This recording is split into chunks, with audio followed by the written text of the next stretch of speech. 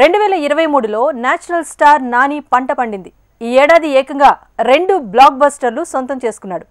నాగ చైతన్యకు ఈ year box ఆఫీస్లో కలిసి రాకున్నా ఓటీటీలో వర్కౌట్ అయింది.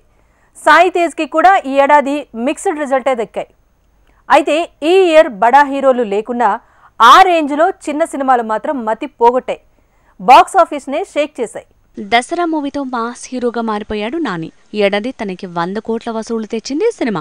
శ్రీకాంత్ మేకింగ్ లో తెరకెక్కిన ఈ మూవీ 100 కోట్లు రాబట్టడమే కాదు, పాన్ ఇండియా లెవెల్లో నానిని మంచి నటుడిగా ఫోకస్ చేసింది. పాన్ ఇండియా హిట్ అనకపోయినా 5 భాషల్లో నానికి మాస్ మార్కెట్ పెరిగేలా చేసింది. ఇక ఈయరన్కి హాయ్ నాన్నతో మరో సెంచరీ కొట్టాడు నాని. హాయ్ నాన్న మూవీ దసరాకు పూర్తిగా భిన్నం. అది మాస్ అయితే ఇది క్లాస్ కహాని. ఇలా ఒకే ఏడాది 2 ఆపోజిట్ జానర్స్ లో 100 కోట్ల వసూలు రాబట్టిన స్టార్ నాని మాత్రమే. అలా ఈ ఏడాది తనకి కలిసొచ్చింది. సాయి తేజ్ కి కూడా ఇంచుమించు ఇలానే కలిసొచ్చింది. బ్రో మూవీ థియేటర్స్ లో కలిసి రాకున్నా ఓటీటీలో కలిసేస్తే దానికంటే ముందొచ్చిన విరూపాక్ష సాయి తేజ్ ని 100 కోట్ల స్టార్ గా మార్చింది.